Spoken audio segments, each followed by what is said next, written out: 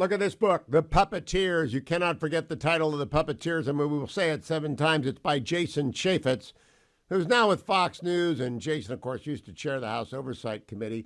And Jason is taller than you think. That's the first thing I realized when Jason walked in the green room and told me he had a new book out. Jason Chaffetz, welcome back to the Hugh Hewitt Show. Good to have you. How tall are you, Jason?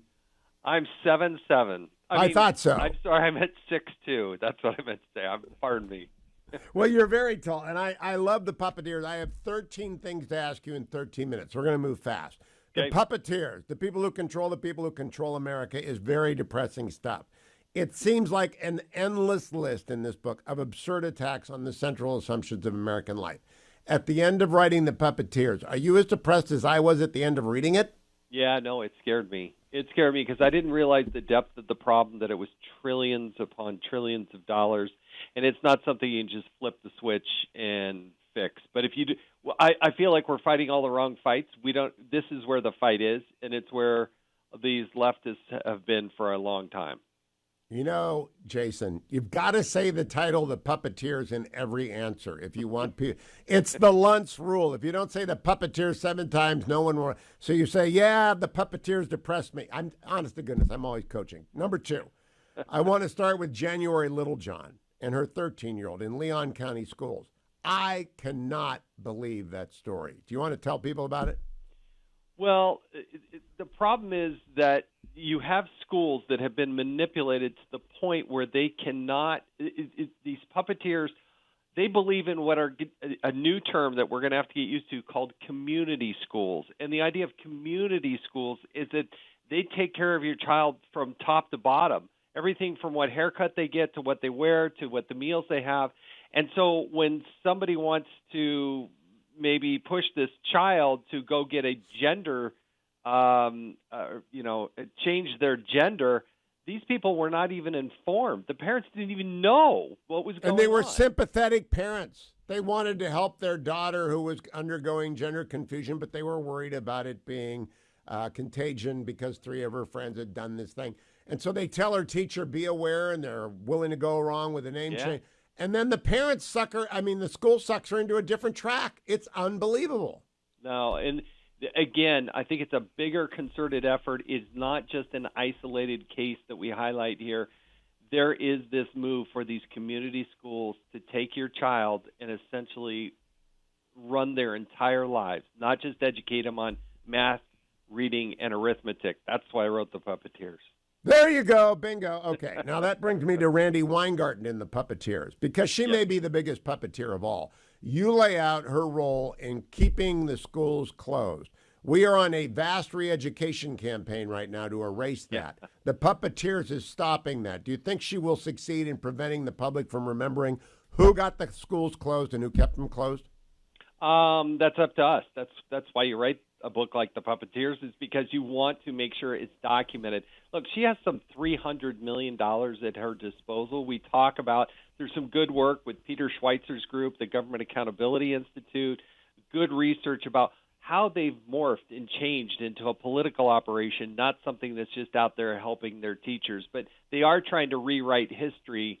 And we also tell some interesting stories about her ties to Hunter Biden and how some of the cronies from Rosemont, Seneca, or one of the offshoots of that, went out and, teachers' unions spent $3 million getting these personal protective equipment out of China that ended up being, fake and bogus. But again, you can see how incestuous it is over there. Now I will come back to the PatCon chapter in The Puppeteers. I do want to talk about the FBI and parents. Now, Christopher Wray, this is not in The Puppeteers, but you're here. Christopher Wray has refused to turn over a document. You were in Jim Comer's position, right? There's a picture of Jim Comer. You know what a subpoena is. Does he have any leg to stand on in turning down the subpoena that he's been given for documents? No, it's an unclassified document, a duly issued subpoena. That should be an open and shut case. The problem is, and Trey Gowdy and I would talk about this a lot, is your ability to enforce a subpoena. That's the strength of your subpoena. How good can you enforce it? And the problem is you have to then go to the Department of Justice to enforce a subpoena on the Department of Justice. So until Congress figures out how to fight for itself and stand up as a co-equal branch of government, guess what? Not going to happen. Well, they now need to hold Chris Wray in contempt, which is unfortunate. I've only heard good things about him, but this is unacceptable from a constitutional point of view. Jason Chaffetz, in The Puppeteers, you write about PatCon. And I know a little bit about the FBI, and a little bit about the church committee. I know a little bit about all this different stuff. But I didn't realize that you believe they egged on the white supremacists in the Whitmer case. I didn't know that. Are you sure about that? Because I've never been persuaded that the FBI egged on the people who were going to kidnap Gretchen Whitmer. No, I don't say that in the book. In The Puppeteers, I highlight this case. What's interesting to me about this is that usually if you go to a federal judge in Washington, D.C., they're pretty sympathetic to the D.C. machine. But Judge Waddups in Utah is just reading the law, and this case is still open, and it's a FOIA case. It's a Freedom of Information case. Do these people have the right to have this information? So you have this judge in Utah who believes that it should. I'm not trying to come to any conclusions whatsoever, but I think it's interesting that is our government going to be open and transparent? We're different in the world in that we are open and transparent. We are self-critical.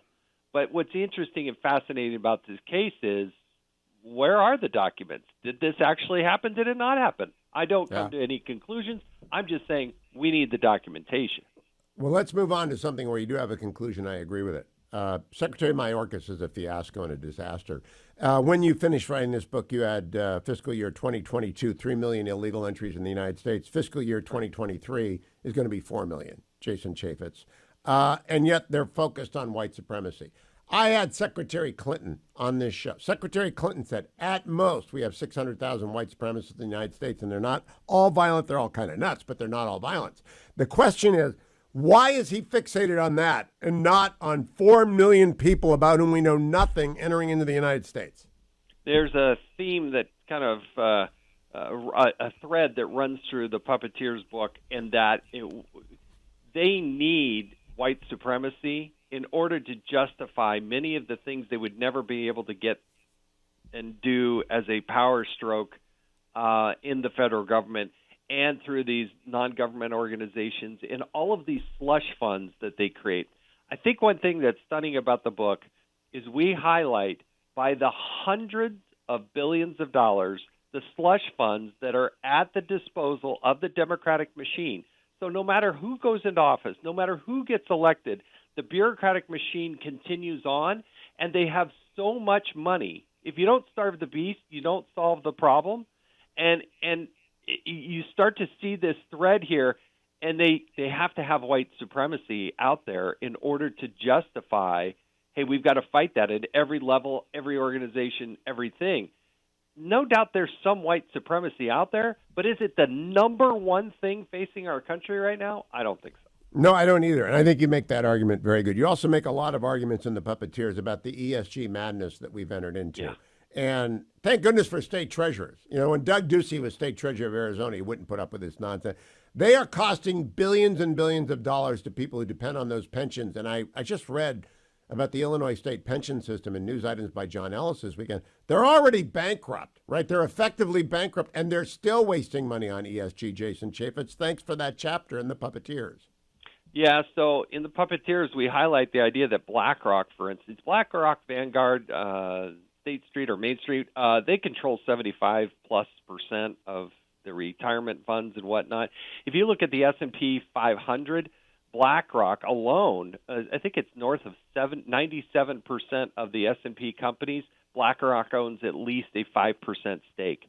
And so you wonder, why are all of these companies pursuing ESG and DEI and all of these types of things? It's because BlackRock has an agenda. I mean, Larry Fink was just out there, you can find it on Twitter pretty easily, talking about how you have to manipulate these companies because they won't do it by themselves. These are the types of puppeteers.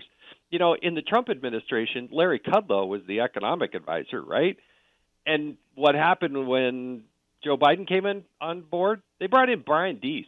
Brian Deese worked in the Obama administration, but he's a climate activist. That's his background, and he's the economic advisor for Joe Biden. He left recently, but that's that this is their agenda. This is what they want to do. It's not about improving the economy or bringing up real wages. It's about getting these requirements into these companies, in the government, and everywhere. Those are the true puppeteers. You know, I like your story about Uncle Joe and Wheezy. I really think that's very illustrative. But the ERISA law, I only did one ERISA case in all of my years. I never want to get near it again.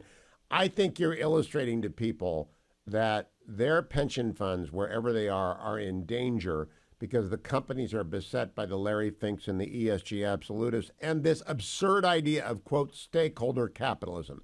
The only stakeholder in a publicly traded company is the shareholder. Everybody else is an alien to them. And you make that argument, Jason. Is it getting traction? There is no such thing as stakeholder capitalism. There's capitalism, and it's run by investors and people who take risks, not by people on the sidelines. Well, I can tell you're passionate about this, but the puppeteers I highlight, we got our hands on a document that nobody had seen before. It's put out by the Democrats Association, and what they do is they are selling for $50,000 or $100,000 a seat. Come meet with your state financial officer that's a Democrat or the state treasurer, and then they list out what they control. The Democrats have under their control more than $1 trillion that they use from these investment funds. So if you're a retired teacher, a retired employee, a government employee in these states like California, I think it's close to $750 billion that they can invest. Well, they take these proxy votes and go into these companies to manipulate them. So you look at your company and say, hey, why are they doing all this crazy stuff? It's because of the proxy voting that's happening. It's because of the puppeteers. Jason Chaffetz, last question. If Senator Romney doesn't run for re-election, are you running? I'm thinking about it. I am thinking about it. I haven't figured out. I don't know. I love what I'm doing. Come on, just say yes. If he retires, I'm going. Just say yes, Jason. Oh, look at the time, Hugh. Thanks for the time to talk about the puppeteers. Jason Chaffetz, congratulations on the Puppeteers.